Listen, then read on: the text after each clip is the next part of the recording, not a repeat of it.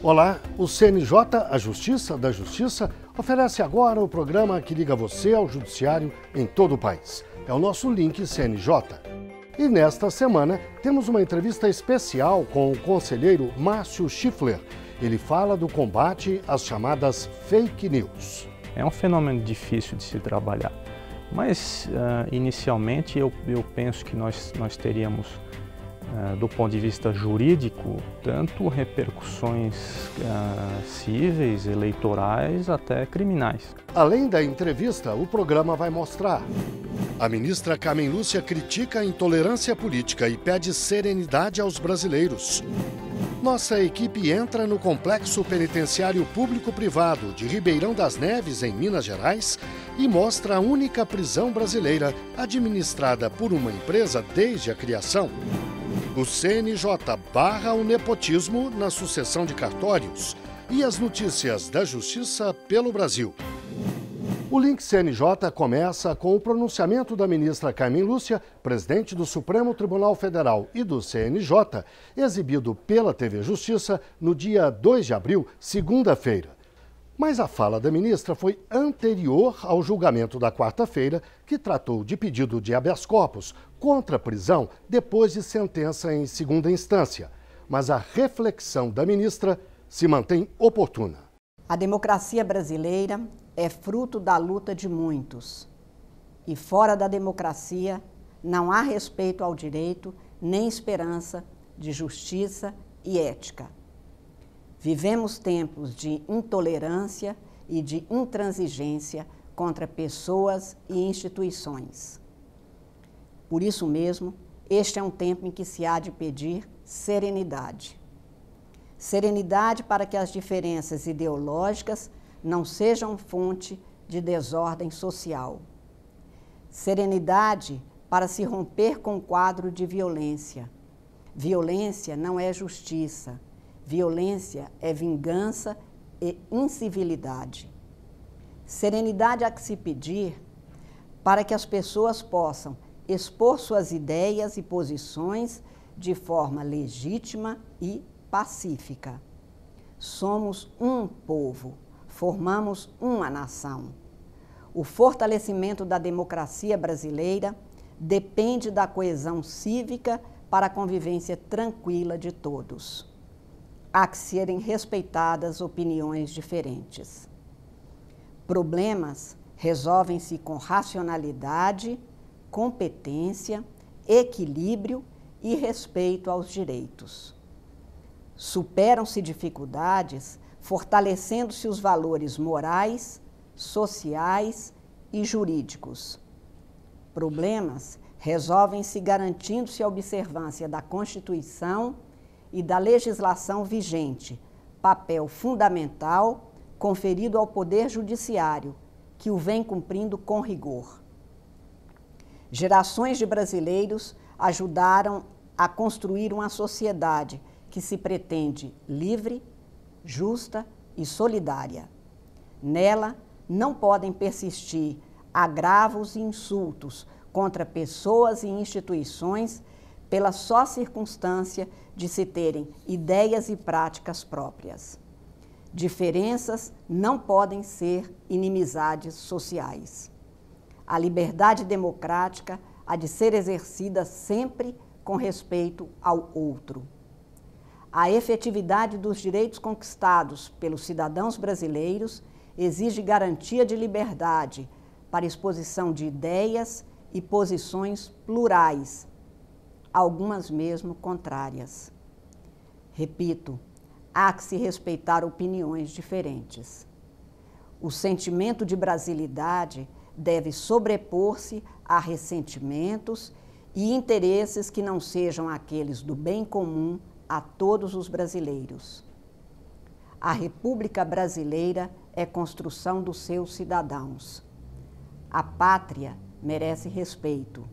O Brasil é cada cidadão a ser honrado em seus direitos, garantindo-se a integridade das instituições responsáveis por assegurá-los.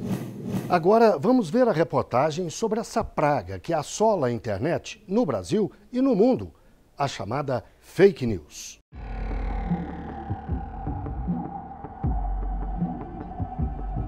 Rio de Janeiro, 14 de março. A vereadora Marielle Franco e o motorista dela, Anderson Gomes, foram mortos a tiros. Os disparos calaram a socióloga militante dos direitos humanos. E o caso chocou não apenas pela brutalidade.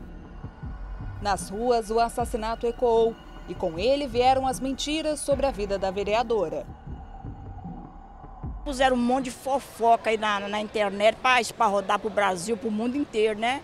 Que ela casou com um traficante, era mulher traficante, não sei o quê, não sei o quê. Eu vi que ela fazia parte, né, de uma conspiração lá sobre policiais e tal. E eu não sei se isso é verdade. Que ela tinha ligação com traficante, que engravidou 16 anos, esse tipo de coisa. Casamento com traficante, eleição via Comando Vermelho, relações com o crime organizado. Nada disso é verdade, mas as fake news ganharam destaque na internet com enorme velocidade. Basta um clique para uma informação falsa ser propagada. E aí, em questão de segundos, o estrago está feito. Filtrar o que é verdade ou mentira na internet é tarefa difícil. E por isso o Conselho Nacional de Justiça lançou dicas importantes. Os alvos da campanha foram justamente usuários do Facebook, de onde saíram muitas das inverdades. A postagem recomenda principalmente cautela. A notícia tem fonte? Se a resposta for negativa, não repasse o conteúdo e busque a fonte original. O texto tem muitos adjetivos? Se sim, desconfie. Quem publicou? Tenha em mente que credibilidade é tudo. Outra dica é ler toda a publicação. Muitas vezes a manchete diz uma coisa e o próprio texto desmente o que foi dito. As dicas do CNJ logo viralizaram e ganharam as páginas de jornais. Para os usuários da internet, os conselhos são valiosos. Acho que não só na internet, mas em todos os lugares. Tem que ter cuidado com o que você escuta, com o que você pega as notícias, de o que você pode dar proveito, uma série de coisas. É triste você não ter o cuidado de filtrar a notícia, verificar, checar e sair espalhando ou pelo menos reproduzindo. Isso é grave. Para falar um pouco mais sobre esse assunto, eu converso agora com o juiz e conselheiro Márcio Schiffler, que é coordenador da Comissão de Liberdade de Imprensa do CNJ. Muito obrigada pela participação do senhor. Eu que agradeço. Conselheiro, em tempos de fake news, como é que é feito o trabalho dessa comissão? Essa é uma comissão que já é um tanto antiga, é oriunda da resolução 163 do CNJ. Houve uma primeira comissão executiva desse Fórum Poder Judiciário e Liberdade de Imprensa, mas cujos trabalhos acabaram não se desdobrando. Agora, na gestão da ministra Carmen Lúcia, ela compôs efetivamente essa comissão e os trabalhos se iniciaram com reuniões integradas entre representantes do Poder Judiciário e representantes da imprensa. A internet passou a ser uma ferramenta considerada perigosa? Eu não diria perigosa. Nós temos esse fenômeno das fake news que realmente preocupam, mas a internet, a meu sentir, é um bem no sentido de permitir uma ampla troca de conhecimentos e de informações em lugares e pessoas até distantes. O que tem sido feito para impedir essa onda de fake news? É muito difícil trabalhar com esse fenômeno das fake news. Aliás, esse é um fenômeno mundial, até com acusações de governos estrangeiros interferindo em eleições em outros países. É um fenômeno difícil de se trabalhar, mas inicialmente eu penso que nós teríamos, do ponto de vista jurídico, tanto repercussões cíveis, eleitorais, até criminais. Há normas legais para se impedir as fake news? Como eu disse, impedir é mais difícil, mas como nós temos aí diversos aspectos jurídicos envolvidos, é evidente que as autoridades, sejam da polícia, seja do Ministério Público, seja do Poder Judiciário, têm sim instrumentos e, ao que eu tenho visto, se preparam com muito afinco para, se não impedir, evitar uma série de condutas aptas a causar danos maiores. Criminalizar é a saída? Há sim normas penais, especialmente aquelas que protegem a honra, a calúnia, difamação, injúria, que já são voltadas de modo geral a esse tipo de fenômeno. Mas eu não saberia dizer, esse é um papel do legislador que possivelmente vai aferir seja nas eleições, seja na vida social, se é caso de criminalizar mais alguma conduta em particular. Nós estamos em 2018, um ano, portanto, eleitoral, e já se fala muito em multiplicação de fake news nesse período, a exemplo do que aconteceu nas eleições norte-americanas. O que fazer nesse sentido para impedir esse tipo de postura? É o que eu disse, não é fácil de lidar com esse fenômeno, mas eu tenho acompanhado, seja dentro da comissão, seja em outros âmbitos do Conselho Nacional de Justiça, no Poder Judiciário, uma disposição e um preparo acentuado para lidar com esse novo fenômeno, e também da parte da polícia, das autoridades policiais, especialmente da Polícia Federal, observando o que ocorre em outros países, com pessoal e capacitação técnica propícia para lidar com isso. Nesses tempos de fake news, a liberdade de imprensa, a liberdade de expressão, elas estão ameaçadas? Não, eu não acredito nisso. Como dizia Dom Pedro II, a solução para a imprensa é sempre mais imprensa. Até no examinar, no lidar com a imprensa tradicional, é necessário que o leitor, que o espectador tenha um bom discernimento. Isso certamente será mais válido para essa troca de notícias por redes sociais. Eu conversei com o juiz e conselheiro Márcio Schiffler, que é coordenador da Comissão de Liberdade de Imprensa do CNJ. Muito obrigada mais uma vez pela participação do senhor e até uma próxima oportunidade. Agradeço novamente. Nossa equipe entra no Complexo Penitenciário Público-Privado de Ribeirão das Neves, em Minas Gerais, e mostra a única prisão brasileira administrada por uma empresa desde a criação. Até já!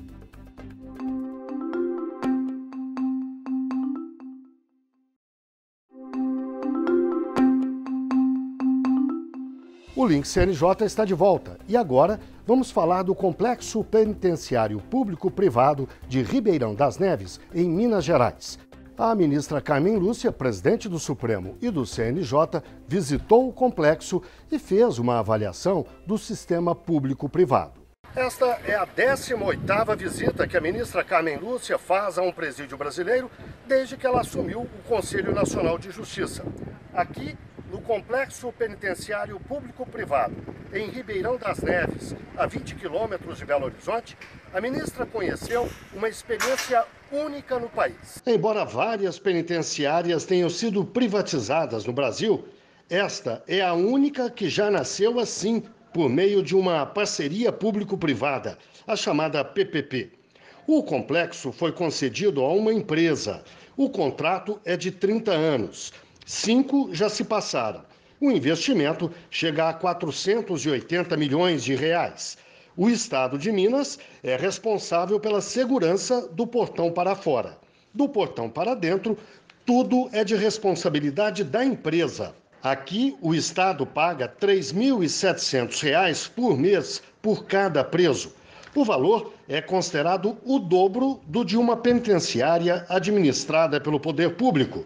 A vantagem estaria na qualidade, segundo os responsáveis. Atualmente, o complexo abriga 2.200 presos. 400 trabalham em várias atividades. Outros 800 estudam. O Tribunal de Justiça de Goiás mantém um núcleo de atermação. Essa unidade ajuda o cidadão a protocolar processos sem a necessidade de um advogado. A dívida com cartão de crédito virou um pesadelo na vida da Vladislene. Ela se livrou das contas depois de uma negociação. Achava que era o fim da dor de cabeça, mas não. Ainda recebeu uma carta dizendo que o nome estava negativado pela empresa. Acreditei que estava tudo resolvido, né? Que eles ligam, né, avisando que vai vencer. Aí liga no dia que está vencendo e liga depois para saber se pagou. E aí eu efetuei o pagamento, 5 dias depois eles me ligaram falando sobre o pagamento novamente. E aí essas ligações começaram a ser frequentes, uma vez por semana, depois duas vezes, aí foi que onde a gente fica assim de saco cheio, né, de receber uma cobrança de uma dívida que está paga. Para resolver o problema, ela resolveu procurar os próprios direitos. Recorreu ao Núcleo de Atermação do Tribunal de Justiça de Goiás.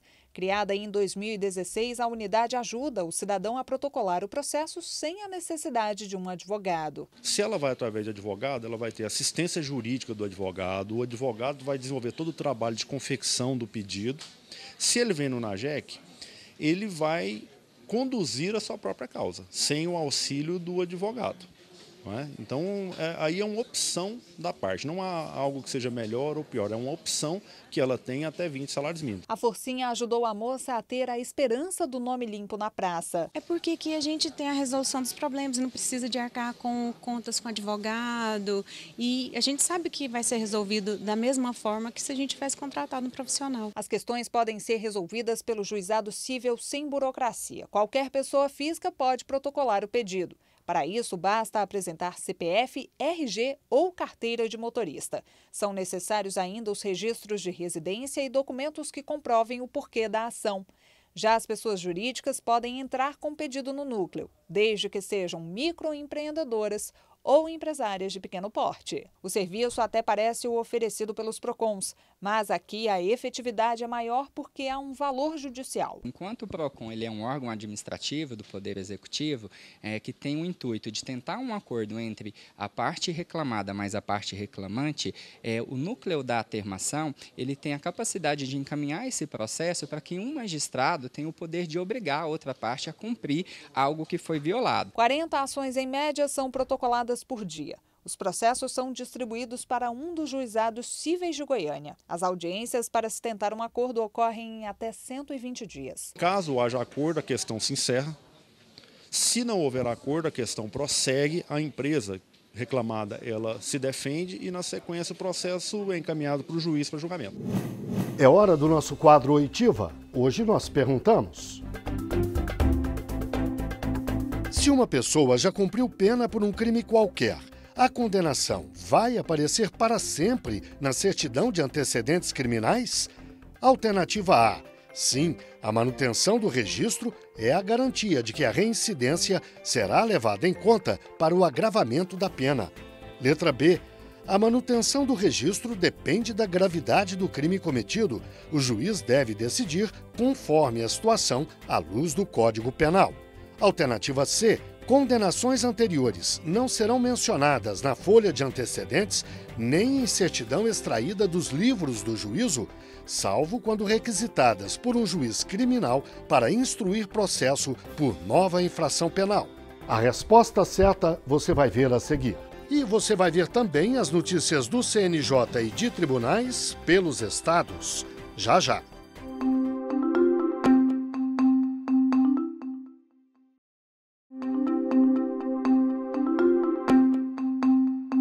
O Link CNJ está de volta com a resposta do nosso quadro Oitiva. Há pouco nós perguntamos: se uma pessoa já cumpriu pena por um crime qualquer, a condenação vai aparecer para sempre na certidão de antecedentes criminais?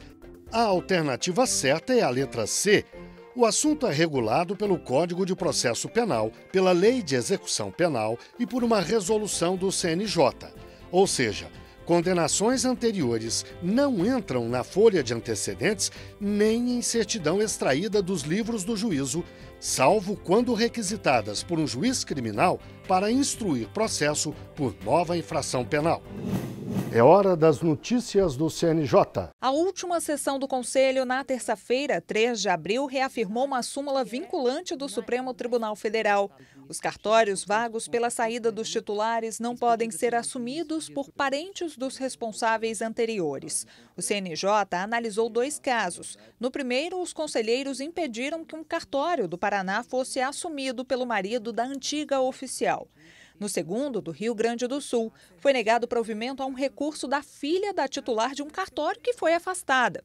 Os conselheiros aplicaram o princípio constitucional da impessoalidade e da moralidade na administração pública, porque os cartórios são um serviço público delegado a pessoas aprovadas em concurso. E na abertura da sessão, a ministra Carmen Lúcia voltou a criticar a intolerância e a pedir serenidade à sociedade brasileira. O papel do juiz, e neste caso do Conselho, é de, segundo a sua compreensão de mundo e de interpretação principalmente estrita da lei, fazer com que a nossa tarefa seja cumprida com quase nenhum espaço de discricionariedade, mas esperando que a sociedade brasileira entenda que estamos trabalhando exatamente no sentido de cumprir as nossas atribuições e contribuir, portanto, para que a democracia brasileira se cumpra com respeito aos direitos de todos, no caso específico nosso aqui, dos magistrados, que são postos por alguns atos em crivo, em análise, e que as respostas que estamos dando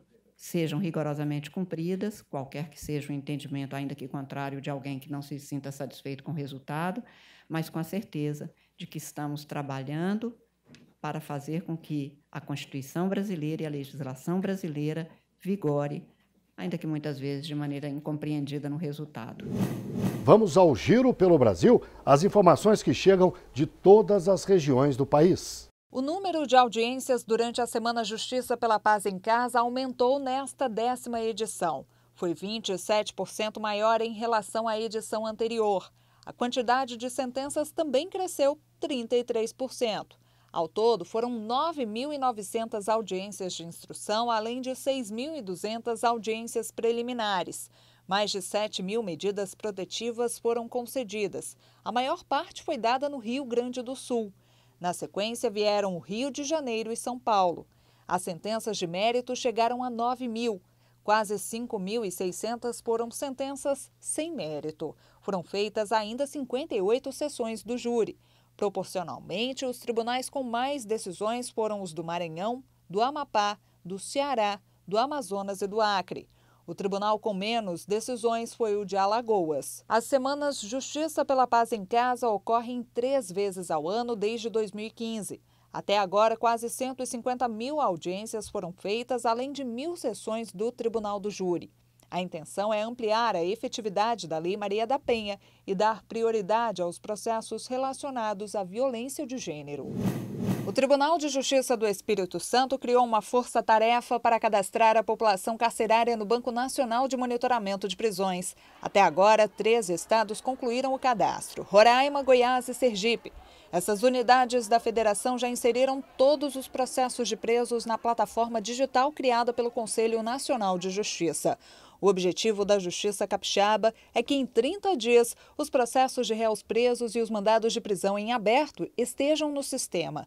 O CNJ determinou que o banco esteja em pleno funcionamento em todo o país no mês de maio.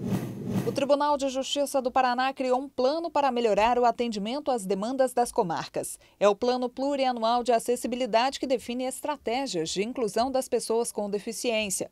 A comissão tem integrantes de vários órgãos e setores do tribunal.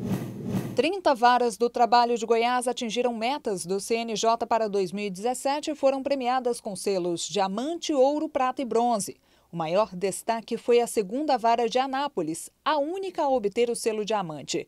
O desempenho do estado como um todo foi avaliado como muito bom pela Corregedoria do TRT da 18ª Região, com sede em Goiânia. Foi a melhor performance do tribunal desde que as metas foram instituídas. Foram cumpridas 6 das 7 metas do CNJ propostas ao 1º grau de jurisdição. O nosso quadro O que é a Justiça para você está de volta. Veja o que pensa o cidadão. Justiça para mim é valer para todos, sem discriminação de ninguém, nem de pobre e nem de rico, igual. Se eu cometi um erro ou um crime, eu pagar igual você que é milionária, eras por ela.